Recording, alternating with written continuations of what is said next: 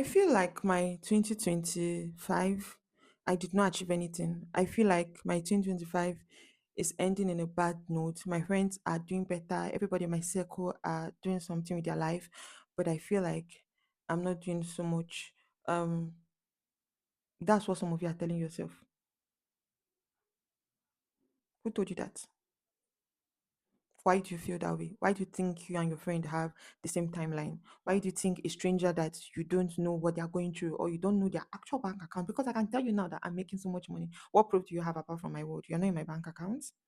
You don't know how much I earn. I might look like I'm earning money, but but I don't actually have the money. You don't know. So why do you think you have to compare yourself with a stranger that you are seeing on the internet or with your friend that clearly is just living their life? Why do you think your 2025 is bad? There are so many people that would give anything to be alive. When you're on the sick bed, nothing matters anymore. The money that you're trying to make, the place that you're trying to go to, the life, the standard that you've given yourself, it doesn't matter. There's only one thing that matters. God, please let me survive. Losing two family members this year has taught me that at the end, the life is for you to live. Because when you're on that sick bed, nothing matters. You just want to be fine. You just wish you can be fine. Everything that seemed important, the timeline, everything ceased to be important. A sick person can give anything just to be alive. A terminally sick person, them and their loved ones can give anything, most especially a good terminally ill person can give anything just to live. So why do you think that your 2025, you that you are healthy, you that you're not paying to be alive, why do you think that your life is horrible? Your 25 is horrible. We paid for kidney and cancer in 2025 and they still died. They did not die at the beginning, no. They died almost like 8 months later, 7 months later, after we spent so much money. Kidney is one of the most expensive sickness that anyone can experience. So you did not pay hospital bill. Why do you think you're 2025? Some of you are not even where you used to be. You're not where you started yet. You might not have gotten to where you want to be, right? But you're not where you used to be. You have, if you're watching my channel, it means that you have learned something. You have upgraded in your skill. You know how to you know how to import. You have learned a knowledge that you can sell. You can monetize. Some of you just even watch my channel without knowing that you can start monetizing that skill. I don't just talk about importation. I teach importation. It means that you can learn and monetize that skill. You can teach someone else for money. You can take the contact that I have given you to start a business. Are you seeing? Like, you have added something to your life. You have learned something that can be beneficial to you, and you think you've not learned anything or you've not gotten anything this year. You think your 2025 is not ending well because that dream, some of you are just students and you think that you're supposed to be a millionaire right now. I don't even know why social media keeps making people feel like you are not following. For you to learn business and you're still a student, you are how many steps above your peers? This is business that people learn after they have gone for service and maybe they don't find a job, but you're already one step ahead. You can start a business that you can sell within your peers. The difference is that I will not say you are greedy, because I feel like social media has made people feel like everybody's supposed to be a millionaire. Because even if you're making profit of 2,000 naira, even if your account is reading 100K that you have made, it's not your parents that is giving it to you. You are rich as a student. You should care about other things. You should care about boys. The boy that you're having a crush on or that is having a crush on you. You should care about going on strolls, going to have meat pie and coke. You should care about silly things, attending parties but being safe with your friends. You should care about your grades. You should care about starting a small business. You should care about things that you should be caring about in your age or at your age, not to be buying GLK. You have no business buying GLK right now. Even if you have the money, you should be saving it towards your future and be investing and be doing your business. That's why I really don't like to advise people.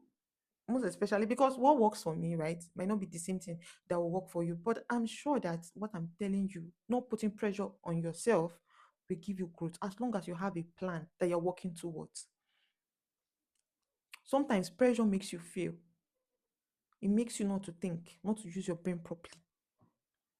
I do not just start.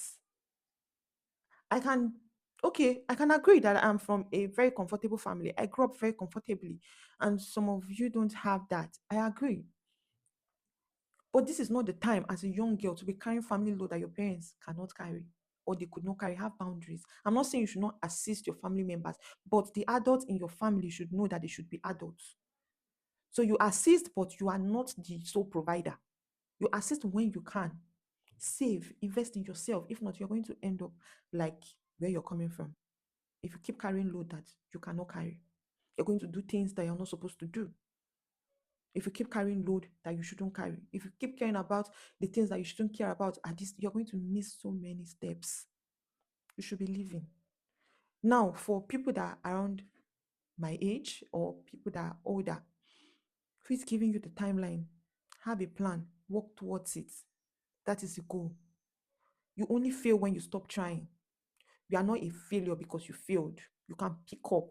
I am going to tell you from my own life that your life can change in a year. Yes, in a year, your life can change. It doesn't have to be extremely glamorous, but you can be comfortable. People keep forgetting that everything ends in death.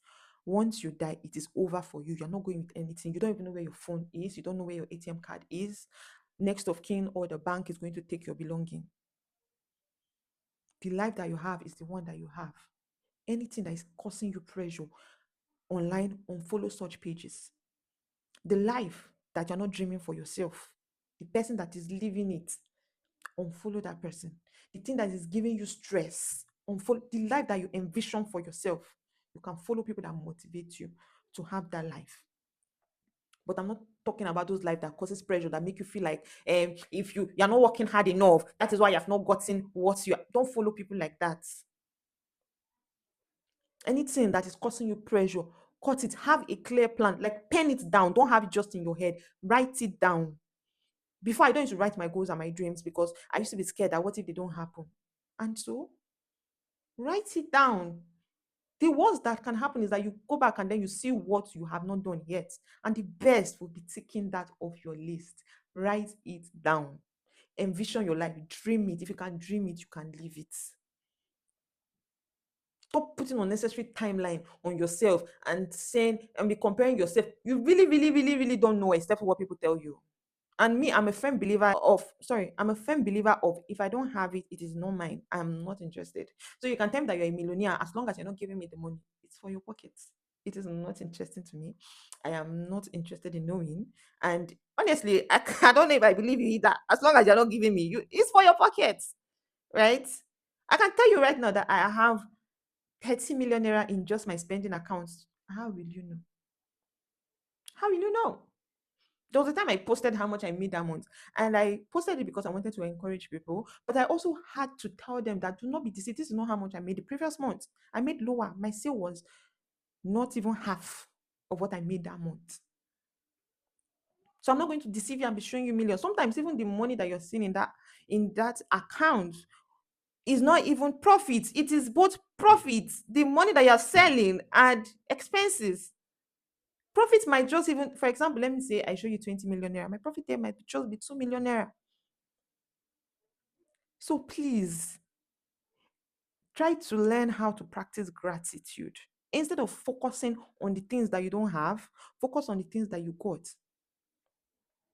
I started practicing, I've always been someone that practiced gratitude unintentionally, but I started practicing intentional gratitude after I gave birth to Elsa. I was always feeling, as a first time mom, it was so difficult for me to adjust taking care of another person because I love myself. I love myself. I don't know if you've noticed that, but I love myself. So because I love myself, I only, if the thing is going to stress me, if I'm not going to enjoy doing it, I'm not going to do it. I'm not going to do it. So for example, if I know I love my husband too, right? I love myself, I love my husband too. So If I'm too tired to cook because I love my husband, I'm going to order a meal because I don't want him to be hungry. This is an example I'm giving you. I don't want him to be hungry, but I love myself and I don't want to cook, so I'm not going to cook. Are you seeing my point? For me, that made things a little bit difficult, trying to be selfless. But I'm also empathetic, so I understand that no child in this world decided to be here. I never chose to be here. My kids never chose to be here. It was a decision of my parents to birth me, and it is my decision to give birth to my children. So I need to try my best to give them the best, as my parents have tried their best to give me the best. So I was always conflicting with myself. So being a mom was a little bit difficult for me as a first time mom. I had to like understand that okay, it's not just about you. You don't have to always put yourself first. You have someone else that you need to put first. Now that's why I used to say if you're not ready to have children mentally, financially, physically, maybe you should wait see when you're ready. You cannot always be 100% ready, but at least you can be 70% ready, because even when you think you're 100% ready, when you have that baby, you know that you were never 100% ready, but at least you are ready, right? So it's planned. So trying to put somebody before me, and in order not to feel like, when you're feeling stressed, you tend to blame other people. You tend to see what others they are not doing rather than see what they are doing. I don't know if I'm trying to make sense. So I had to practice intentional gratitude. I will write down the things that my husband was doing. That helped me not to pick fight every second of the day. Writing down the things that he was doing right showed me that he was doing a lot that my brain was not comprehending. Because that first, after Umugo, my Umugo was long, so I enjoyed for a very long time. After Umugo, I was finding issue in every single thing. So I had to sit myself. Me, I know how to advise myself a lot. I know how to advise myself a lot. I know how to call myself to order, because I feel like only God and myself that can advise myself best. So I had to advise myself. So what I did was I wrote down the things. The major issue I had was that I felt like I was carrying the baby more. Right, that was my major concern. I felt like I was carrying the baby, and I felt like we needed a timetable for everybody to have, like, to be sure how many times that they are carrying the baby. Forgetting that our schedule is not even the same, right? So I had to write down the things that my husband was doing. That's how I practiced intentional gratitude. If you know me personally, you will know that I am not a money person. I'm not a money person. What I did was I wrote down the things that my husband was doing and the things that I feel like my husband was not doing. And what I started with the things I felt like my husband was not doing, because I didn't want to be biased in my thinking after writing the things that he's doing. I wrote down, or I could write down, was that he's not carrying the baby as much as I was carrying the baby. That's what I wrote down. That was the only thing I felt like he was not doing. And this might seem small to you, but honestly, it is big when you have a baby. Because you think those little creatures will sleep hours and you have time. No, even their 2 hours sleep feels like 20 minutes, right? Before you, they are awake. I started writing down the things that he was doing, and I needed to state he was carrying the baby, but I needed to state the time he was carrying the baby for me to understand if he's actually carrying the baby to my satisfaction or not. So when I was writing the things, my husband, I don't know if I like to, if I'm comfortable sharing this on the internet, because we have, when it comes to finance, we have like different ideas, and I'm not trying to, please do not use my personal life to compare your own personal life. We're all different. We have different things that work for us. So I'm just sharing my personal experience, please. So my husband was providing everything 100%. That's for me and for the baby and for himself and for the entire home, right? For so finance, he had that covered. Carrying the baby, he was carrying the baby at the strategic time. So he was carrying the baby early in the morning. So let's say from 4 a.m. to 9 a.m. He was carrying the baby, and he was carrying the baby like weekends in the afternoon. Then he was carrying the baby, and that period he was always very busy. He had like a busy year that year, so most times during the day he's working, so he's not at home. Um, that's why I said weekends. So weekends usually, if he doesn't have show, he will be at home. But if he has, he will not be at home. So he was carrying the baby whenever he's home. During the week, he will carry the baby in the afternoon while I sleep or do whatever. So we have cleaner. I was not doing house chores. We had cleaner. Um, he was also, what was he doing also? No, he wasn't cooking, so I was the one that was cooking. He only cooked while I was pregnant, but when I gave birth, I was cooking. And we do take out a lot, so we also order food which he will pay for. And then I was not doing my business. I said that in this video. So even when I'm paying, I'm choosing from my allowance, if that makes sense. So what else was he doing that concerns the baby? He was what else was he doing that concerns the baby? So for bathing, changing, I was doing all those things. Um he changes diaper when he's having that early morning shift. So feeding when he's doing that from 4 a.m. Now, I'm not a morning person. So that strategic times that he was carrying this baby was beneficial to me. That's the only reason I was waking up smiling and happy, because I could sleep from 4 a.m. to 9 a.m. peacefully. But I did not notice that because I was thinking of all the times that I have to carry the baby. I have to feed the baby, like spend time with the baby, because my husband is not a night person. So I like opposite, right? He will sleep early. So those times that I have to do all these things, and the night or the when he's not around during the day, those times I was so offended, right? Forgetting that there were so many things that he was doing that was helping me. Practicing intentional gratitude helped me. I stopped getting angry unnecessarily. I saw that everybody was doing something to carry to make sure that us being first time parents was easy. Was it ever easy? No, but we're doing the work, and I did not feel cheated in a way, right? I did not feel cheated in a way. I was able to focus. Now I was able to focus. Okay, I need to do, if I'm feeling bad because maybe he has time to go to the gym, or my husband usually don't even hang out with friends. I'm his friend, so we hang out together. But then when I was breastfeeding, I did not really feel like going out. I think that's when I became a homebody. I don't want to really be going out, but I did not have to feel jealous of the life I thought that he was living, and me, I'm just here. Do you understand? So I had time to think of, okay, what is the thing that I want to enjoy doing? Right? That's when I thought of, okay, let me go back to my business. I love, and let me go back to YouTube. I love filming. I love YouTube. So let me go back to doing my YouTube videos. Let me go back to, instead of focusing on he's not carrying the baby as much and getting angry, because sometimes you get angry over stupid things. And unless you have the chance to think about it, you will still be angry over something so stupid. Because if I was exhausted, why did I not just ask for help? And babe, I'm tired. Hold the baby. Let me. He will not have an issue with it. So I learned to practice gratitude, and I intentional gratitude, and I learned to also ask for help. So what I'm trying to say is that try to practice gratitude. Have a plan. So this is the time, if you feel like 2025 is not, the only person you should be comparing yourself with is yourself. If you feel like 2025, you know what you did not do right. Let's be frank, we're the only ones that can be sincere with ourselves. I know this year I know that something that I've been working towards it. I know that something I need to change in my own life is to change from being lazy. I need to stop being extremely lazy, because there are a lot of things that I would have achieved if I was not lazy. I need to feel more. I need to I need to exercise. I need to have a routine of going on walks, and I need to stick to it. I know things that I need to change in my life. So why don't you think of the things that you need to change for your better tomorrow? Write them down, have a plan. I need to make my hair. I need to like always make my hair every 2 weeks. That's something I used to even do often before I got married. I will not tell you that it's marriage life or it's the marriage that is making me lazy not to do these things. I'm just being lazy. I'm just, because honestly, I can take a day to go and do all these things. So why am I not doing it? I'm not extremely busy to take care of myself. I need to stop focusing on wigs. And when I'm deciding to wear my wigs, I need to have them laid.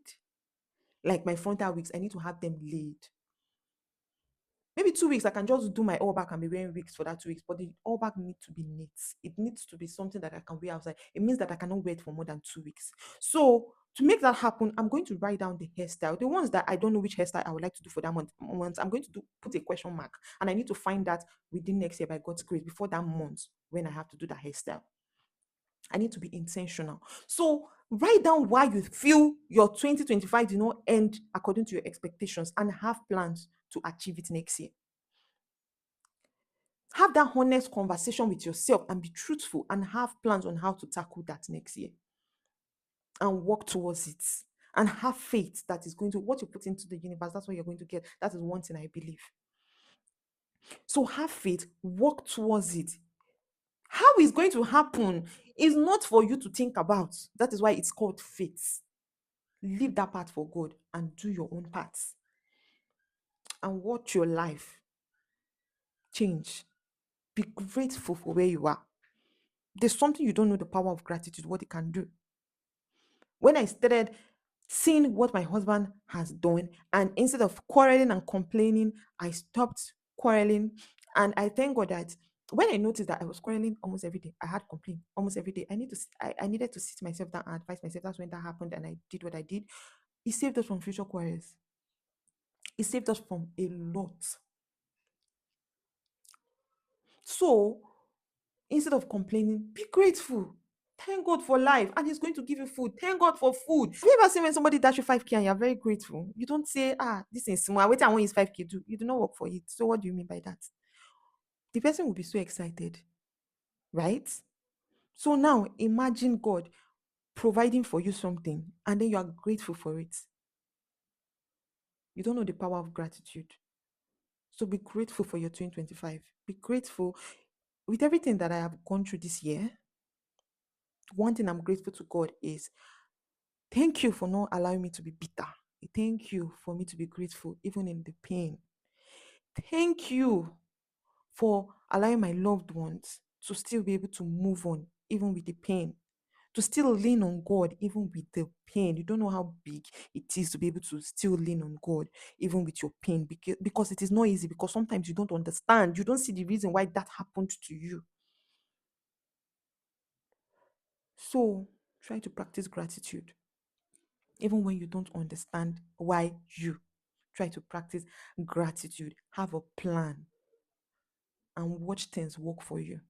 Let us try something. What are you grateful for? Write it in the comment section. What are you grateful for this year? I'd like to read it and I'd love to reply. Thank you guys for watching. I'll see you guys in my next video. Mwah.